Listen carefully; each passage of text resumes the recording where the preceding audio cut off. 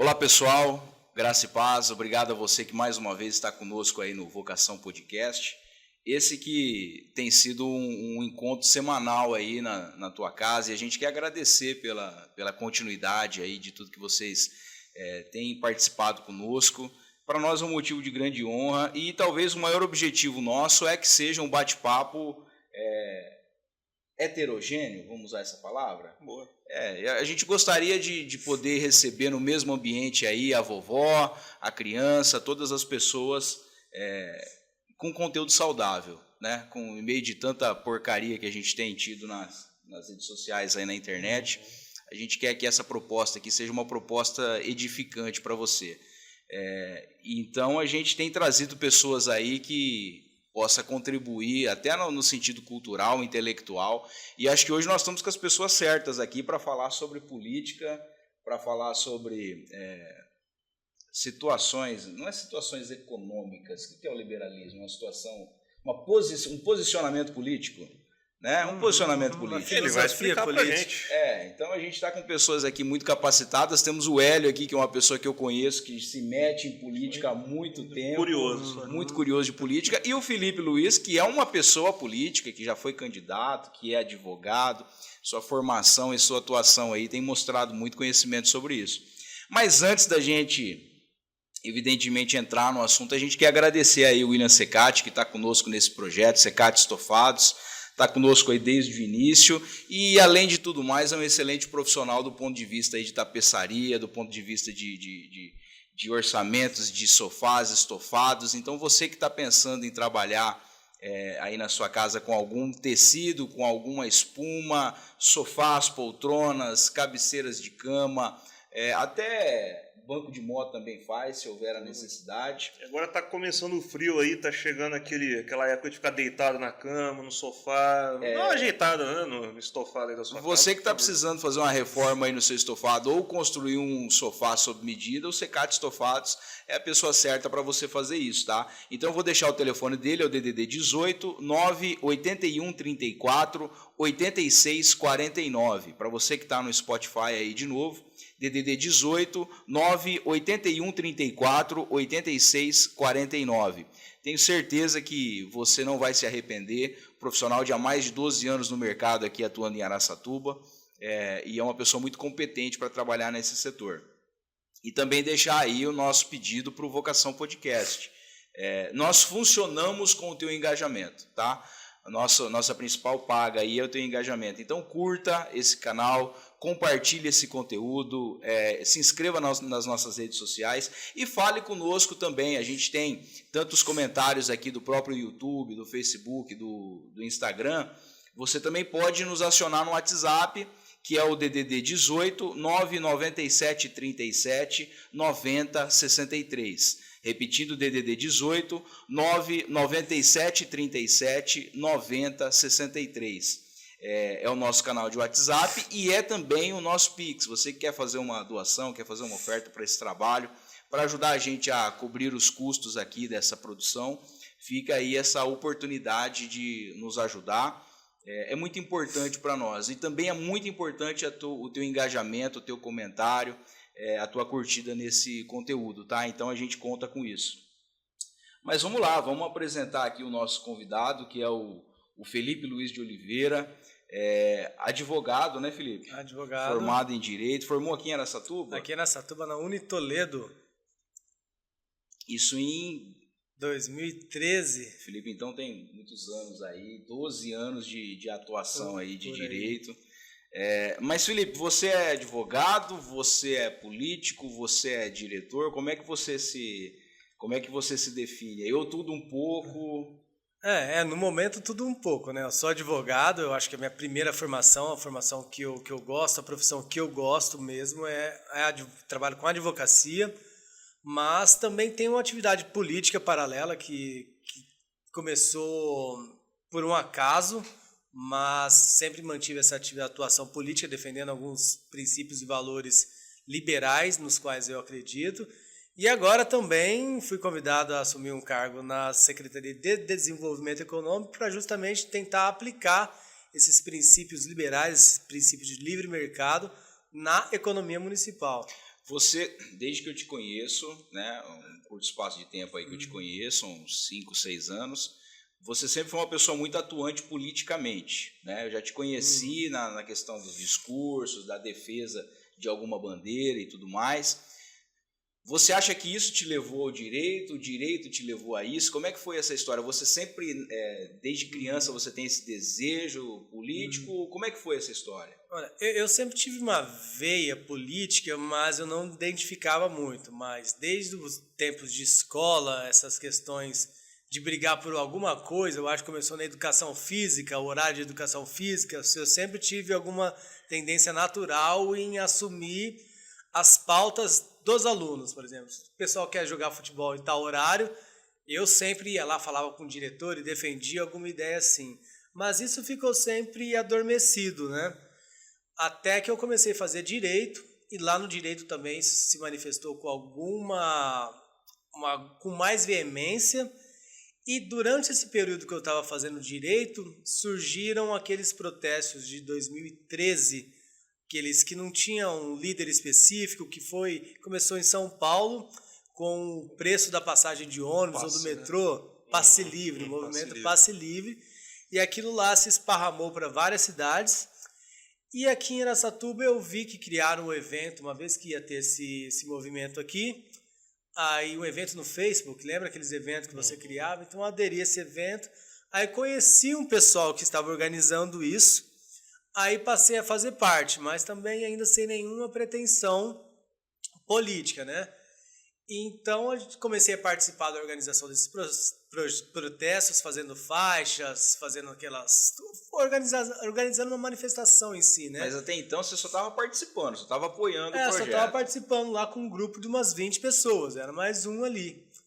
E então, em um desses protestos, a gente estava na rua e tinham pessoas com megafone e alguma coisa assim, a gente parou em frente à Câmara Municipal.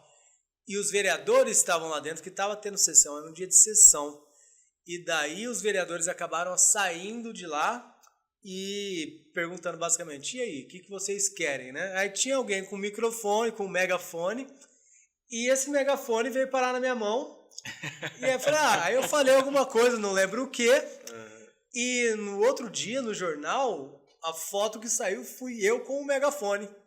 Daí, automaticamente, eu virei um líder ali, embora não fosse líder coisa nenhuma. Foi algo que foi acontecendo. Aquele fotógrafo lá me transformou num líder de protesto. E aí toda a imprensa começava a me procurar para dar entrevistas, para fazer essa coisa. Então aí eu tive que assumir esse papel e tive que ter pauta, porque vai me entrevistar, eles querem saber o que vocês querem. E essa era a parte difícil, porque estava todo mundo descontente com alguma coisa. Mas não tinha um assunto, né, ninguém sabia exatamente o que queria, né? Se subdividindo, né, as causas. Era uma revolta do brasileiro. Isso. E aí, na hora de dar a cara, cada um era por um motivo, mais ou menos. Exatamente, cada um tinha a sua pauta ali. Eu quero melhor educação, melhor saúde, melhor transporte. Mas ninguém tinha uma pauta específica. Eu quero melhorar o transporte com isso daqui. Isso foi antes da queda da Dilma, né? Isso foi antes da queda. Veio depois, foi um pouco depois daqueles eventos da Primavera Árabe, né? 2011. Isso, foi aquela onda. Mundialmente. Perfeito. O advento da rede social. Perfeito. Foi juntando, né? A rede social estava começando a ser usada como elemento catalisador dessas pessoas, como reunião dessas pessoas. Então foi o estopim da Dilma, que aquele protesto lá não era necessariamente contra a Dilma. E interessante também que nessa época, esquerda e direita estavam juntos. Tava junto. Porque eram várias causas e não tinha essa divisão ainda. Todo mundo descontente. Todo mundo descontente, mas não tinha um objeto específico, um alvo específico. E aí você caiu na liderança de uma liderança que não era uma liderança, mas que você assumiu o papel. Daí montamos o movimento Vem Pra Rua aqui, que esse nome é o nome do nosso movimento, que foi anterior ao Vem Pra Rua Nacional, que surgiu depois. Então o primeiro Vem Pra Rua, que se tem notícia, foi em Araçatuba. Você tá brincando? Foi em Araçatuba. Em 2013 a gente já tinha as camisetas, tem até hoje a camiseta Vem Pra Rua Araçatuba. E depois que foi surgir o Vem Pra Rua, do Rogério Schecker, que eu até tive a oportunidade de conhecer também mais para frente. E então foi isso, Araçatuba foi até que bem relevante nesses Quando você for fazer como é que chama aquela capa do Facebook? Thumbnail. Quando você for fazer o thumbnail dele, criador do Vem Pra Rua. Não, com certeza. Nacional. Não, nacional não. Ué, começou aqui, municipal, vou encontrar a foto dele com o megafone também. Eu vou botar coloca lá no thumbnail. Mas a gente até fala pro Rogério Schecker lá, assim, o primeiro foi lá, viu? Você pegou o nosso nome. Você só copiou aqui do que a gente tinha feito. E aí, cara, como é que foi essa relação tua com o direito? Porque, assim, qual que é a tua área de atuação no direito? Porque o direito, ele tem várias áreas de atuação. Qual que é a sua especialidade? Olha, academicamente, eu me especializei em direito público, que é justamente o direito que envolve o direito político, o direito do Estado, não é as relações interpessoais, né? Que é o direito civil, o direito de família. Então, eu me especializei mais no direito público. Então, eu tinha uma habilidade de conhecer os processos do legislativo, por exemplo, do executivo. Eu tinha de modo muito claro o que o executivo poderia fazer, o que o legislativo poderia fazer. Então, isso facilitou bastante no estabelecimento de pautas concretas, porque muitas vezes a gente pede alguma coisa para o político e legalmente ele não pode fazer aquilo. Então, acho que casou, me deu muita base para conseguir ter uma atuação mais eficaz, mais consistente. Ô Felipe, mas como é que eu, uma pessoa comum, vou num advogado, vou buscar um advogado que tem especialidade em direito público? Quando é que eu faço isso? Quando, por exemplo, você é um servidor público e tem uma demanda contra o Estado. Então, tem também uma área bastante grande no direito público, o direito tributário, por exemplo. É um ramo do direito público. Então, você está com problemas com o tributo, está envolvendo o Estado, você vai buscar um advogado especializado em direito público. No caso de precatória também Também. Então, você que está com uma precatória aí, querendo acionar o Estado, tá aí o Dr. Felipe Luiz, que você pode procurar, né? Tá atuando ainda, Felipe? Como é que tá esse processo? Sim, eu tenho alguma atuação, mas muito mais pontual do que era. Até porque agora a prefeitura me consome muito tempo. Então, agora eu estou atuando, não fazendo petições, mas eu ajudo outros advogados que têm alguns casos. Então, de sábado ou algum outro dia, em período noturno, eu atendo alguns colegas advogados que têm algum caso. Peguei caso tal...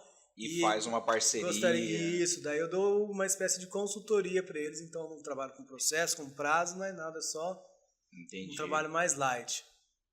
E vamos falar um pouquinho sobre a sua atuação aí nesses movimentos. A gente sempre tem ouvido falar muito, principalmente agora, que eu acho que a gente teve um momento que todo mundo estava com o sangue fervendo, e todo mundo queria ir para a rua, todo mundo queria protestar. E eu acho que as coisas foram acontecendo no país, alguns acontecimentos nacionais, eu julgo até que foi um balde de água fria em muita gente, né? De desfazer um processo, ou refazê-lo, enfim. Como é que você tem percebido hoje a população como um todo? Você acha que perdemos esse interesse no protesto ou na pintar a cara e ir para a rua levantar a bandeira? Porque a gente ainda tem Jair Bolsonaro tentando fazer alguns movimentos. Esses movimentos parecem cada vez, não vou dizer mais esvaziado, porque continua processos grandes, né?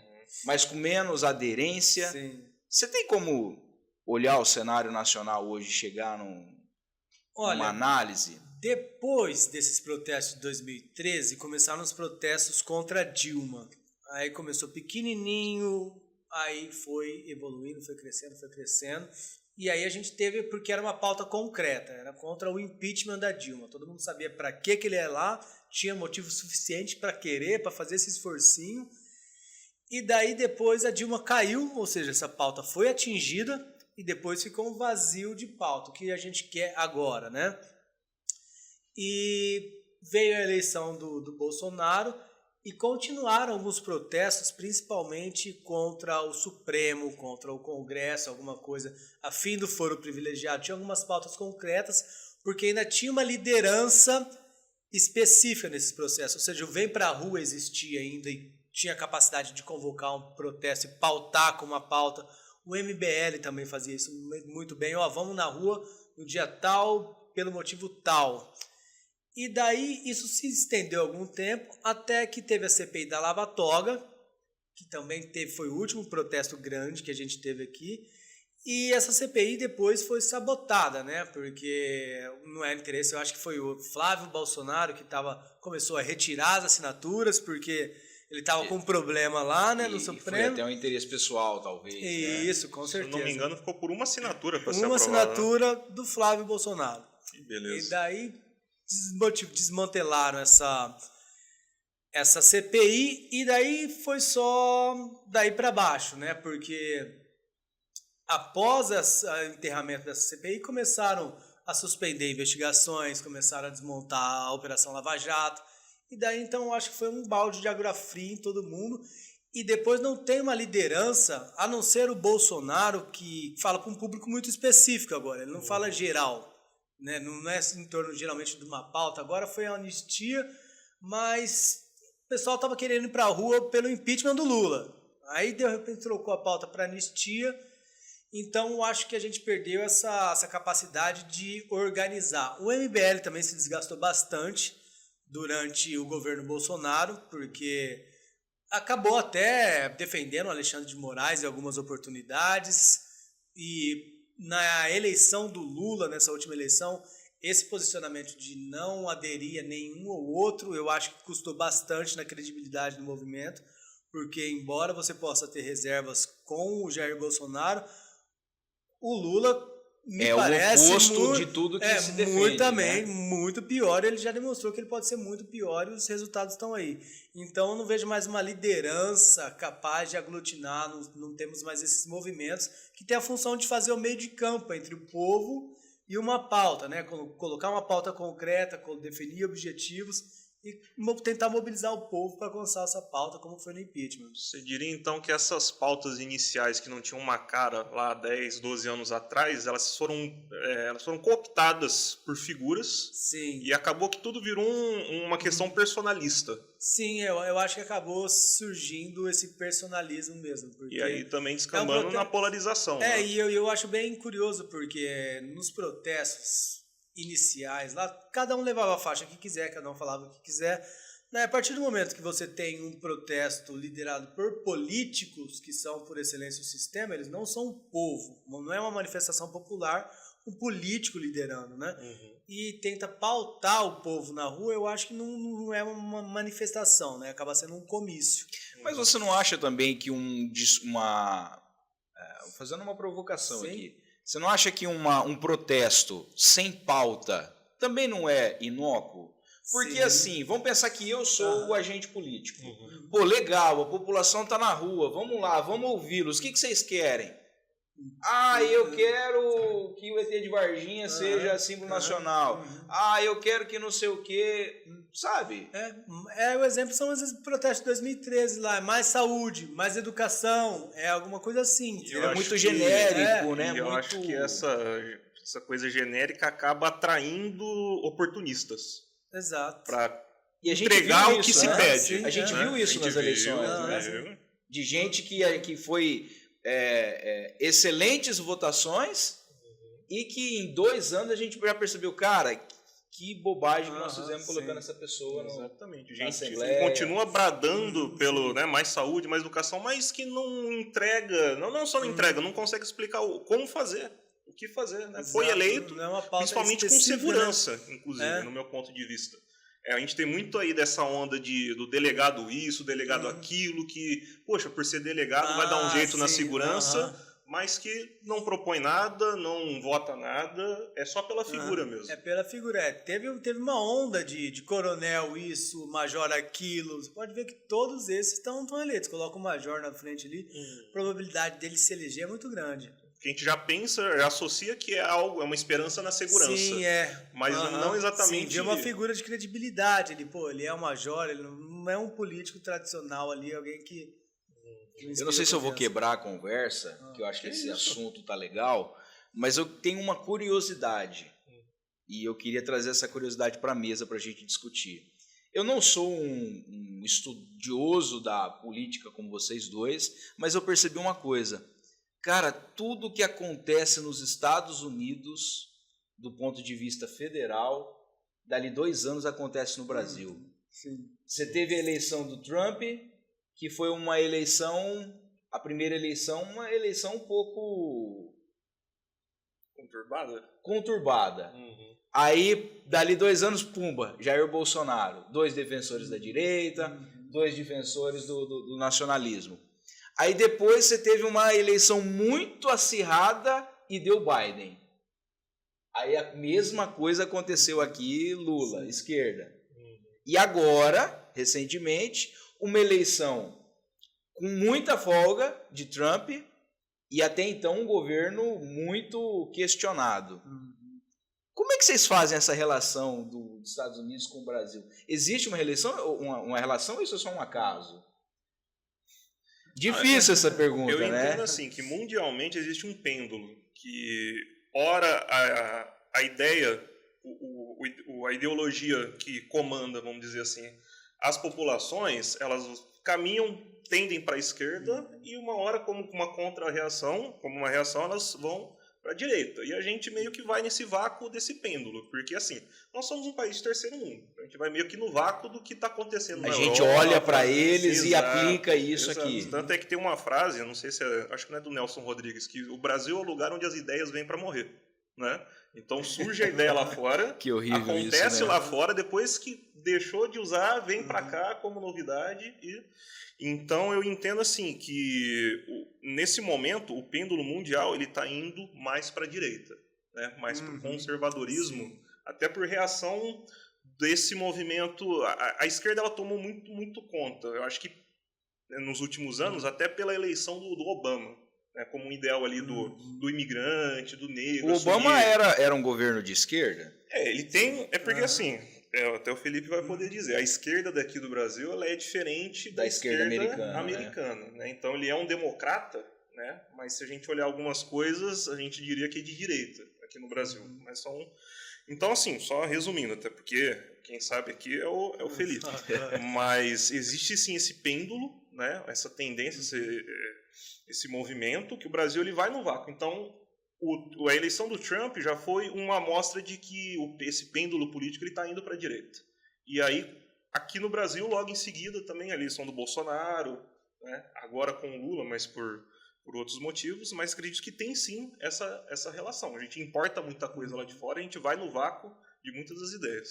Inclusive nas pautas culturais, né? A gente viu uma lei, acho que é no estado da Califórnia, que descriminaliza o furto de até não sei quantos dólares.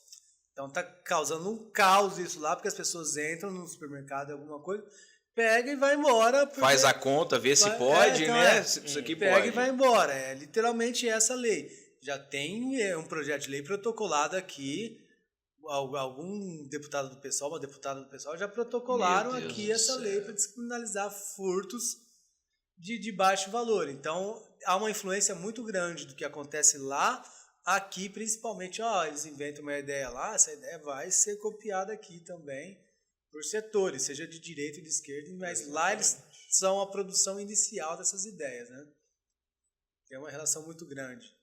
Se a gente continuar nessa tendência, então, ao que tudo indica, a gente vai ter uma eleição acachapante de uma direita na próxima eleição presidencial. Mas aí a gente tem um problema. Quem é esse representante da direita? Exato. Vai ser o Bolsonaro, ele vai estar preso, vai ser outro, vai dar tempo de escolher uma outra figura. Porque até mesmo o Bolsonaro, ele apareceu meio que do nada, né, na primeira eleição. Ele era um deputado de carreira, de repente, dando cara para esse discurso vazio, né, de achincalhar a esquerda. Meter o pé na porta e entrar. Ele batendo boca com a Maria do Rosário, tudo. Foi algo que o brasileiro olhou e se identificou, né? E elevou a figura dele. Então, quem que vai ser esse cara pro ano que vem? Olha que interessante. Então, esse discurso esvaziado de algumas passeatas se encontrou em Bolsonaro uma referência que era justamente uma pessoa que era contra o sistema, não efetivamente contra uma ação específica, mas contra tudo. E mais um ponto também, a figura do militar. como a gente falou, né? O delegado, ele representa a segurança pública. Eu acho que a principal demanda do brasileiro é a segurança pública. E o Bolsonaro ele aparece como a figura que representa. E essa questão da lei, da ordem e da anti-esquerda. Porque se a gente for ver esse último filme, Ainda Estou Aqui, da esquerda, que foi muito... Não posso falar, um filme que era de um setor esquerdista, uma visão esquerdista do período ditatorial lá, né, daquele regime de exceção. A gente voltou a isso, sempre a gente fica voltando a isso. A ditadura, regime militar. A esquerda sempre a pauta principal dela. A gente é contra a ditadura, a gente venceu a ditadura. E na direita, outra parte do país, eu vou dizer, que não é de esquerda, também volta aquele período para ver nos militares uma contraposição à esquerda. Então a gente fica nessa dualidade... Ou é militarismo, ou é esquerdismo, ou é aquilo. Então a gente não sai, como a Argentina saiu, por exemplo, para um Milei, para um cara do MEI, El Salvador saiu para aquele Bukele. Então a gente fica sempre perdido e não sai outra liderança. Assim. Então a gente está preso numa política de 1960, se você for prestar muita atenção. E eu imagino, Felipe, e agora você como advogado, como é que você enxerga esse atraso nosso, principalmente da questão da Constituição, que ainda é uma Constituição talvez muito... arcaica. Iria dizer meio manchada de vermelho. Sim. Entende? Você acha que essa discussão ainda, parando lá em 1970, ditadura militar, isso atrapalha a nossa caminhada hoje enquanto nação, enquanto evolução jurídica? Com certeza, gente. A gente não tem uma alternativa a esses dois polos. E eu acho que esses dois polos não vai levar em lugar nenhum, porque as ideias da esquerda são arcaicas. E a ideia de que militares vão chegar e vão governar e vão fazer um bom governo porque eles são militares também não faz o menor sentido, né? Os militares têm uma função específica que não é governar. O poder é civil e a gente não tem um poder civil constituído que não seja da esquerda. E ainda sobre a Constituição em si, a Constituição de 88, que é a que está em vigor no Brasil, ela engessa qualquer tentativa de mudança.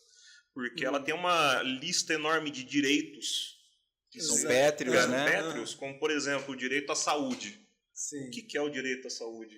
Mas você tem que garantir o direito à saúde. Então, qualquer mudança, por exemplo, que você for mexer na área da saúde, a Constituição ela já engessa. Sim, né? sim. Fica muito difícil de mudar. E isso aí para vários setores do Brasil. E esses são os direitos sociais, né? Começaram a ser chamados assim depois do pós-guerra ali de 1900 e Primeira e Segunda Guerra Mundial. E a questão é a seguinte, os direitos, o homem nasce por direito divino ou pela razão, nasce com alguns direitos que são propriedade e liberdade. Então, se eles têm esse direito, o meu direito não vai influenciar no seu, nem no seu. Então, a gente pode exercer esses direitos concomitantemente. Então, são direitos, de fato, né, que ninguém pode me tirar e eu posso exercer sem o auxílio de ninguém. Eu sou livre, independentemente de você me deixar ser livre, ter que pedir permissão para você. Mas, a partir do momento que surgem os direitos sociais, por exemplo, o direito à saúde, se a gente está numa ilha que todos têm direito à liberdade e propriedade... Pode atender, não tem problema não. Todos têm direito à liberdade e propriedade. Se a gente coloca agora aqui, alguém tem o direito à saúde também. Tá, mas alguém de vocês vão ter que me prestar o direito à saúde que eu vou ter.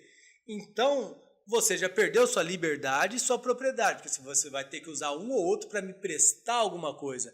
Então, isso começa a gerar conflitos entre direitos, porque a gente chega na seguinte proposta. Se há um direito à saúde, como ele nasce? Ele nasceu como? Com alguém escrevendo alguma coisa no papel? E se essa pessoa não escrever mais esse direito no papel, você vai ter esse direito? Então, ontologicamente, esses direitos sociais não podem ser um direito de fato. Por exemplo, vamos lá, a gente tem direito à moradia, lazer e diversos outros na Constituição. Você não tem casa para morar? Vai lá no judiciário e peça seu direito à moradia, vê se ele vai estar lá. Traduzindo, então, isso que você está falando. você acha que muitos dos direitos estabelecidos na Constituição são utópicos? São utópicos, são meras concessões do Estado, que justifica a violação de liberdade e propriedade dos outros para materializar isso daí. É uma razão de existir do Estado. Vou te dar o direito à saúde, ok? Mas eu vou ter que pegar 50% do que você ganha para te prestar esse valor. E você vai na farmácia comprar um remédio, você tem que pagar imposto sobre aquele remédio. Mas você fala, mas eu não tenho direito à saúde, como que eles estão me cobrando imposto sobre um remédio que eu tenho para tratar da minha saúde? Então, toda essa teoria de direito, assim, na visão libertária, só se resume no direito à propriedade. Você tem um direito à propriedade, que é onde se funda a República. A República é a proteção de direitos de propriedade, nada mais. Não te garante direito X ou Y, nada que você colocar na lei, porque senão o céu é o limite. Eu tenho direito a lazer. Tá, então alguém vai ter que te prestar um direito a lazer, mas eu vou ter que tirar de outra pessoa outra coisa, porque então isso acaba favorecendo os próprios políticos e o Estado, porque ao ter essa prerrogativa de efetivar direitos, ele também tem a prerrogativa de tirar o dinheiro das pessoas, e esse dinheiro que ele tira, uma pequena parcela vai para efetivar direitos. Os restantes é mordomias, é privilégios, é poder pros agentes do Estado. Quanto mais direitos prometidos, mais poder é dado para o Estado. Sim. E qual que é a solução disso para o liberalismo econômico? Tem uma solução? Tem o próprio Estado tem que se regular? Sim, eu acho que chamar de direito não resolve. Você pode chamar a moradia de direito. Eu falei o próprio Estado, desculpa, o próprio mercado se regula. Então, se você chamar de direito não vai resolver porque não vai efetivar, depende de condições materiais. Mas o respeito à propriedade privada e o livre mercado já seriam suficientes para que as pessoas acessassem esse direito à saúde, à educação, porque a iniciativa privada consegue prestar serviços de hospitais, serviços de educação, tudo. Tanto é que as pessoas, quando ganham um pouquinho de direito a mais, de dinheiro a mais, elas não vão usar o serviço público, elas já passam para o privado, porque é melhor gerido. A iniciativa privada é muito melhor em prestar serviço do que o Estado com toda a sua burocracia. Então, numa empresa é muito fácil você contratar alguma coisa, organizar algum serviço. No Estado, não. Para você contratar alguma coisa, você tem que ter um processo tal. Aí você tem que ter o custo da corrupção. Aí você geralmente coloca cargos desnecessários ali para atender algum interesse político. Então, aí o serviço acaba sendo muito mais caro do que a pessoa acessar sozinha, pagando do bolso dela. E nos Estados Unidos tem muitos vídeos lá de brasileiros lá, falando assim, pessoal, esse preço aqui, o preço de alguma coisa, um preço extremamente barato, falar, mas eu não tenho SUS gratuito, né? Ou seja, eles não têm o SUS gratuito, mas eles têm acesso a produtos muito mais baratos, inclusive serviços de saúde que podem ser prestados de uma forma mais barata.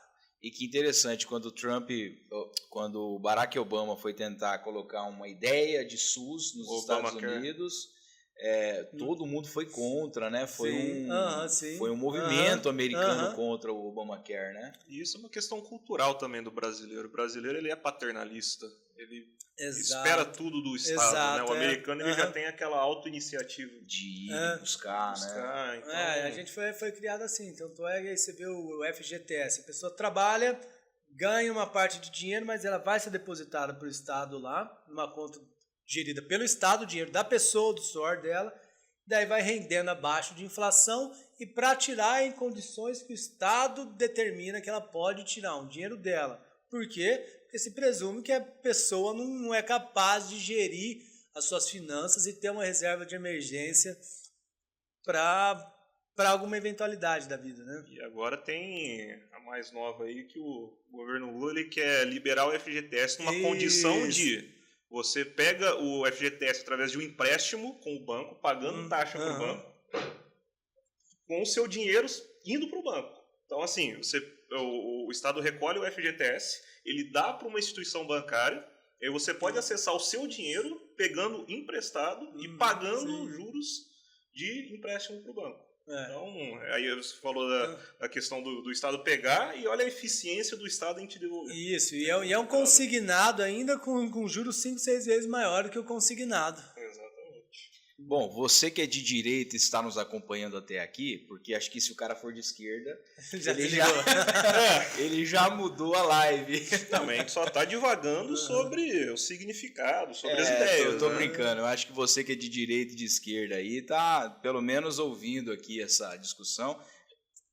Desculpe a comparação tosca, mas é uma conversa de boteco aqui, né? Sim, porque nós não vamos resolver nenhum problema nacional, mas a gente está divagando aqui de assuntos. Mas a gente quer que você interaja com isso. Eu sei que é um assunto muito espinhoso, é um assunto que às vezes na rede social acaba criando muita celeuma, muita briga. O povo gosta de contenda, baixaria, discussão, o povo gosta. Mas a gente espera aí que você esteja aprendendo aí com esse momento e a gente quer mais uma vez pedir o teu like aí no vídeo, isso é muito importante para nós, interaja com esse conteúdo. Mande esse vídeo aí para outros lugares, compartilhe com outras pessoas, porque é a forma com que a gente pode alcançar novos públicos, né, Hélio? E se inscreva no canal, ative o sininho aqui no YouTube, porque é uma maneira com que a plataforma vai sempre entregar para você os produtos quando a gente lançar. Então, toda vez que subir um vídeo novo, toda vez que tiver uma novidade no canal, você vai receber isso com antecedência, tá? Então, essa interação conosco é muito importante. E fica também aí o nosso agradecimento ao Secate Estofados, né? Que está conosco aí desde o início do nosso projeto, que tem acreditado nisso e que, além de tudo, é um excelente profissional. Então, você que está pensando aí em reformar o seu sofá, você que mudou de casa, Felipe que mudou de casa aí recentemente, não, você mora ali a vida inteira, né, Felipe? Mas você que mudou de casa aí, quer construir um sofá sob medida, tem pouco espaço, às vezes precisa aproveitar os centímetros aí da tua sala, o William Secati é uma pessoa extremamente capacitada para fazer isso, tá? Então entre em contato com ele, peça um orçamento, tenho certeza que vai ser, você vai aproveitar o máximo possível aí da tua casa. O William Secati, você pode falar com ele no DDD 18 981 34 86 49. DDD 18 981 34 86 49. E aí também a gente quer agradecer a tua presença aqui, Felipe. Você, se alguém quiser falar contigo para um processo, para alguma questão jurídica, a pessoa pode te procurar? Ou hoje você está só trabalhando exclusivamente na prefeitura? Você recebe novos casos? Como é que funciona? Sim. Agora eu recebo em parceria com outros advogados. Eu tenho advogados em diversas áreas, que algum caso que eu pego, eu repasso para ele me dá uma porcentagem, né? Entendi. Mas então, se a pessoa quiser te procurar diretamente, ela ainda pode... Sim, claro. Qual que é a tua rede social? A rede social é Felipe Luiz com Z.br. de Brasil. FelipeLuiz.br. Isso. Então você que está nos assistindo aí, está gostando desse papo, quiser adicionar o Felipe aí nas suas redes sociais, fica aí o Instagram dele, que hoje em dia o Instagram é uma ferramenta de trabalho quase, né? Sim. Tem muita gente trabalhando aí pelo Instagram. Felipe, traz para nós aí uma explicação. O que é o liberalismo econômico? Isso é um posicionamento político, o liberalismo econômico? O liberalismo se divide em duas vertentes, né? O liberalismo econômico, que são as ideias de livre mercado, que é a ideia de que o Estado não deve ser um agente econômico interventor da economia, e tem o liberalismo político, que foca nos direitos do indivíduo, nos direitos políticos do indivíduo, como liberdade de expressão, direito de propriedade e etc. Então, são duas vertentes de uma filosofia anti-estatal, de que o Estado não pode ser o centro da vida na Terra. Então, na economia, ele deve deixar a economia fluir da forma que é, e na política também deixar que o homem exerça todas as suas faculdades, suas liberdades, seja de fala, de pensamento, de ação, desde que não afete o direito de outros. Mas o Estado deve existir? Porque tem algumas linhas de pensamento que dizem, olha, não, o Estado nem tem que existir, o mercado vai se autorregular. Que é o libertarianismo. Isso é o libertarianismo. Do libertarianismo para o anarcocapitalismo. Isso, exatamente. Isso seria um extremo da linha de pensamento da liberdade, é isso? De que a sociedade não precisa de nenhuma autoridade central para funcionar. E daí o liberalismo clássico já defende que haja uma segurança prestada pelo Estado. Então é um grauzinho a mais o liberalismo clássico, né? E como que você se posiciona hoje? Como que você entende? Você tem uma posição estabelecida? Então, ou você flutua em pensamentos?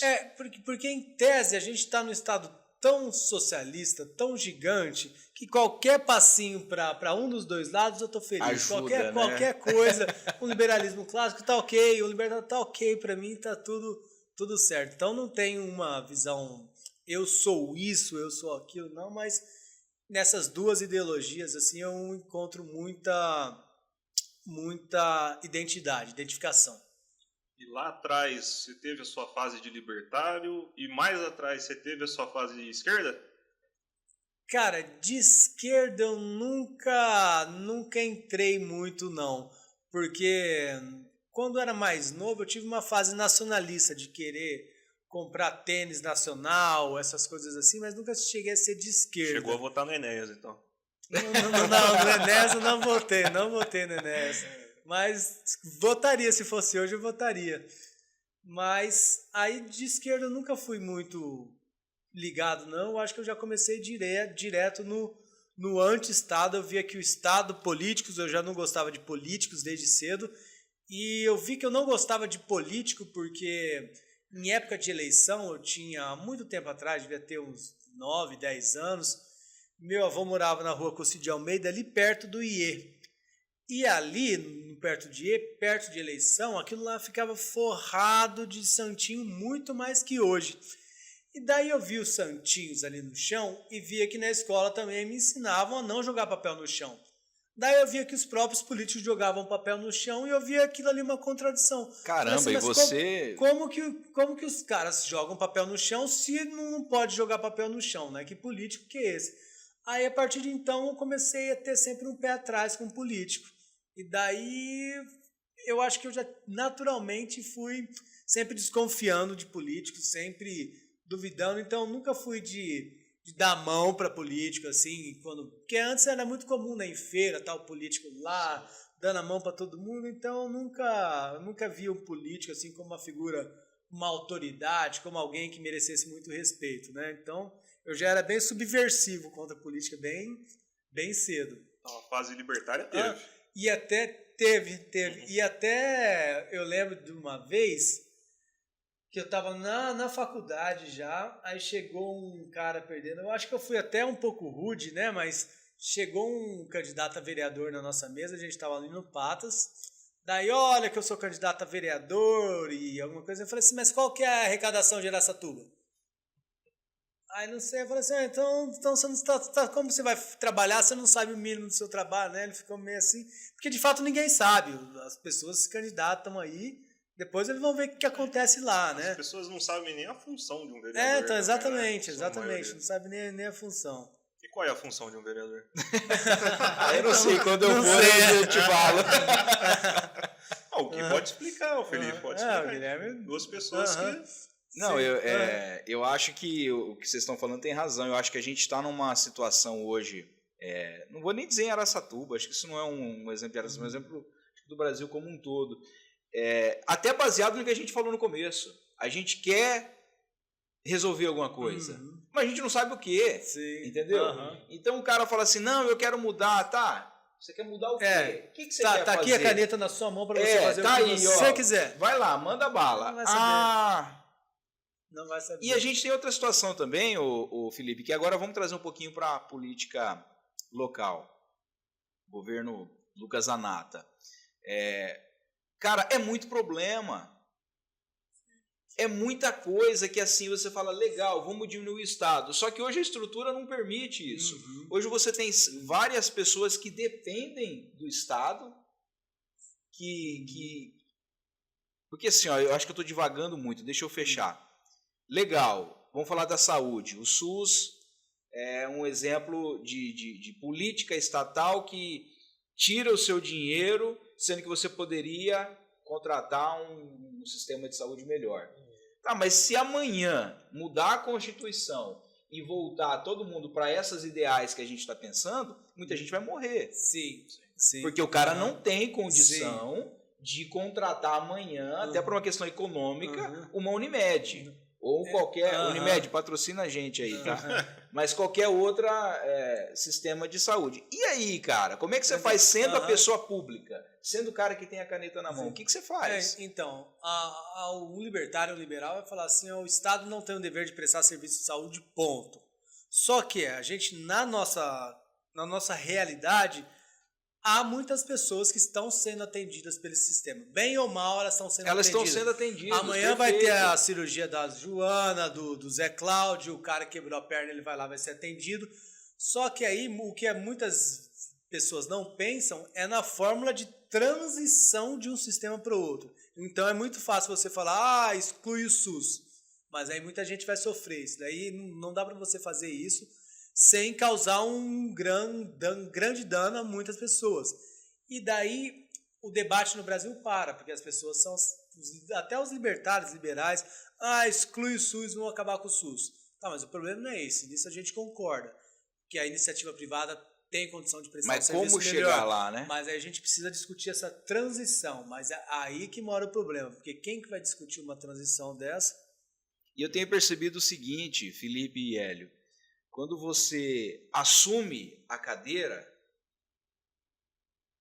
você virou um alvo. Você virou um alvo do cara que está descontente e ele vai atacar qualquer ação que você fizer. Qualquer ação. E você tem o outro lado do cara que depende e a tua caneta pode matar ele.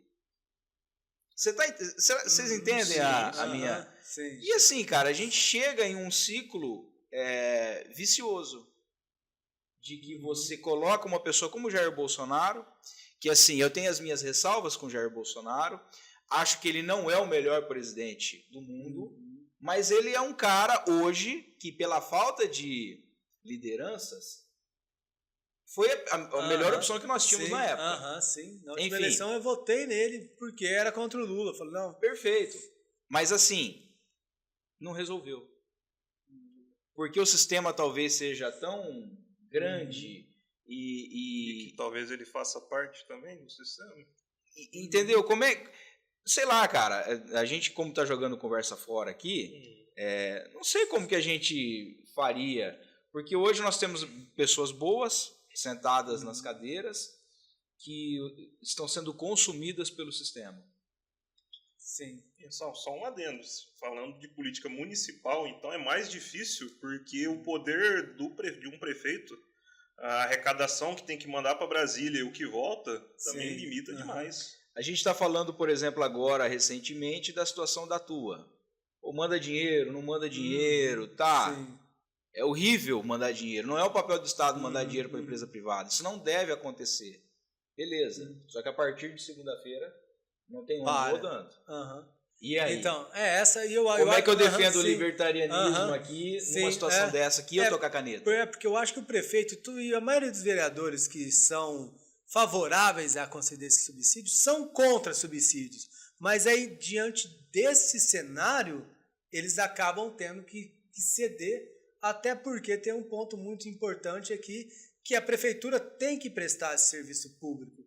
Então, se a empresa vai embora, a prefeitura vai ter que fazer uma licitação emergencial que pode sair mais caro do que dar o subsídio para essa empresa. Então, é uma sinuca de bico.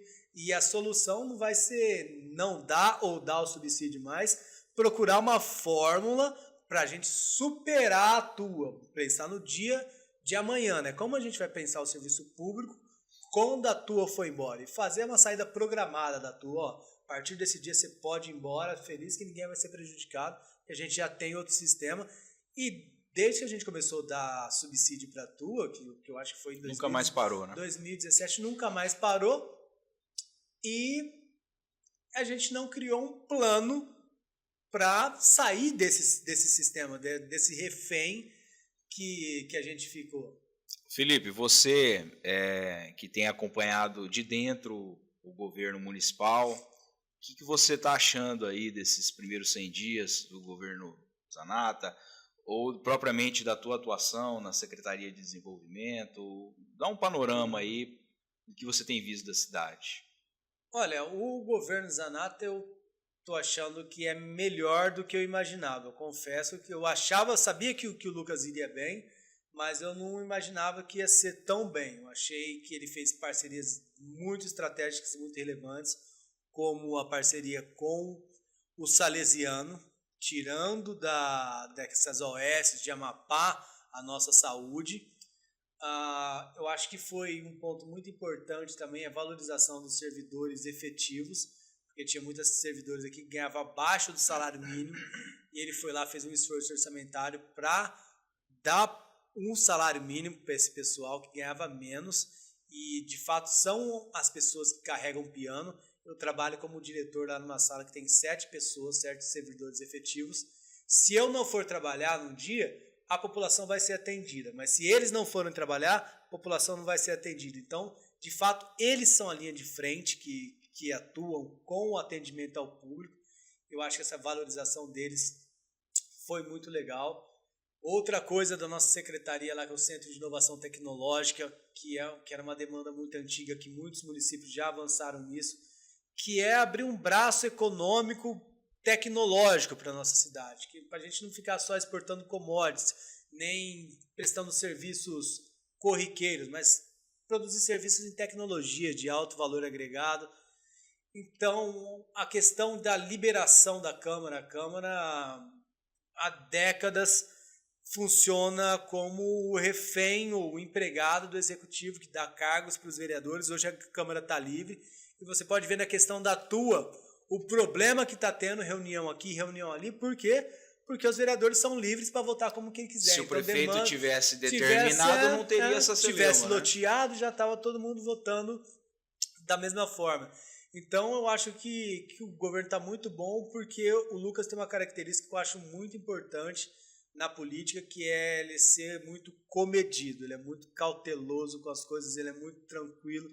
Então, eu acho que quando a pessoa é assim, ele leva tudo devagar, pesa tudo muito bem as coisas, eu acho que a chance dele decidir corretamente é muito grande. E sem amarras políticas, né? Então, eu acho que ele decide sempre com a consciência dele.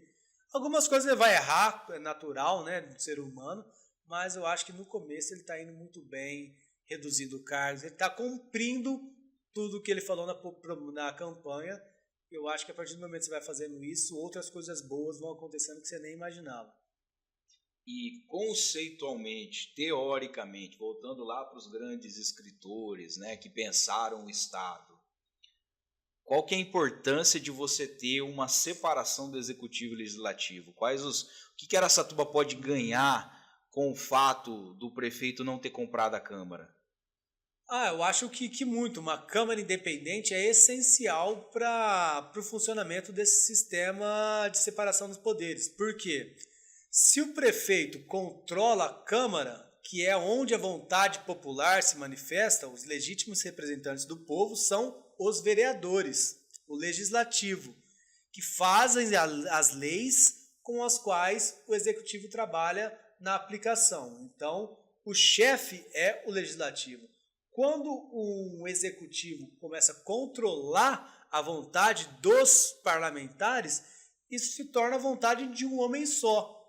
Ele passa a ditar o que é lei. Então, ditar o que é lei ditadura significa justamente, em latim, dictare, ditar o que é lei. Então, acaba que uma pessoa acaba fazendo a lei da cidade sem qualquer controle popular.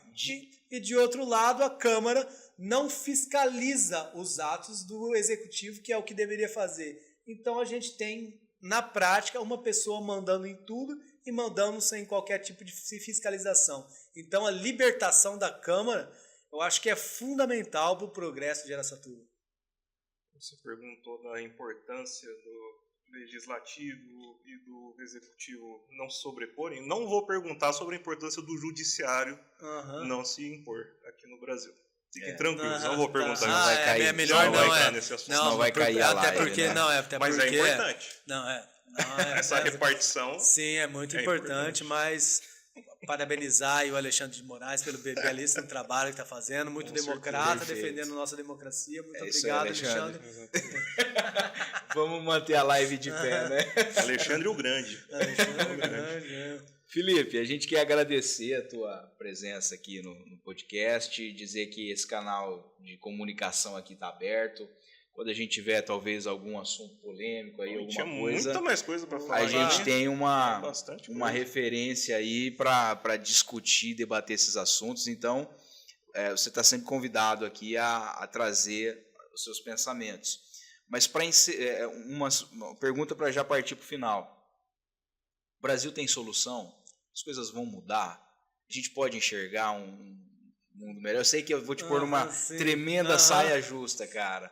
Mas o que você enxerga aí do nosso país? Cara, depois do fracasso desse novo Brasil, da eleição do Jair Bolsonaro, que começou, a corrupção voltou em larga escala, eu abri mão de defender alguma coisa nacionalmente. A minha última cartada política vai ser no meu município, focar aqui, tentar fazer alguma coisa melhor para o meu município.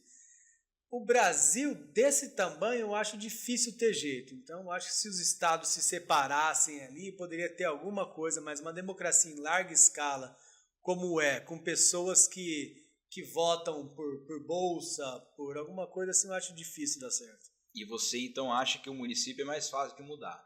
Sim, o município, sim. Espero que sim. Eu acredito muito nisso, cara, que quando a gente começa a mudar a realidade local, isso vai se replicando. Exato. Tocqueville, um escritor também americano que escreveu sobre a democracia nas Américas, falou que lá funcionava justamente da comuna para o estado, para o país. Então, de baixo para cima, eles constroem. Não adianta a gente querer colocar uma grande figura política nacional e achar que esse cara vai resolver todos os problemas, né? Um monte de município organizado vai fazer um estado organizado e esses estados organizados vão fazer um país organizado. Então, você que está nos assistindo aí, e a gente tem pessoas de outras cidades nos assistindo, principalmente o pessoal da Baixada Santista, aí um abraço para todo mundo que for da Baixada e está nos acompanhando. Vamos fazer a diferença na comunidade local, né? Vamos cobrar o vereador, vamos cobrar o prefeito, nas eleições vamos trazer aí um voto consciente, né, cara? Por mais que isso seja talvez bonito falar e sem fundamento, não, é realmente votar numa pessoa que você entende como sendo a pessoa certa para o município.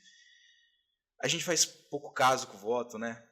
Sim. A gente faz pouco caso com a nossa vida política e esquece que tudo é adoração a Deus, de certa forma. E para encerrar, Felipe, a gente sempre encerra aqui o nosso podcast com uma analogia de uma história de Martinho Lutero. Martinho Lutero, um grande pensador aí e um dos criadores da igreja protestante. Uma vez ele foi procurado andando pela rua por um sapateiro. Lutero era uma referência espiritual. E esse sapateiro viu aquela grande figura e falou assim: Lutero, o que eu posso fazer para servir melhor a Deus? E Lutero respondeu assim: olha, faça um bom sapato e venda a um preço justo. E essa é uma filosofia muito interessante, cara. Sim. Fazer pequenas coisas podem mudar a realidade do todo. Sim. Baseado no que a gente está conversando, cara, eu sei que eu vou te pegar um pouquinho de meio sem avisar, mas assim, como é que um político pode servir melhor a Deus? Como que você enxerga, assim, pequenas ações de um político que podem fazer o bem da comunidade? Eu acho que agindo com justiça.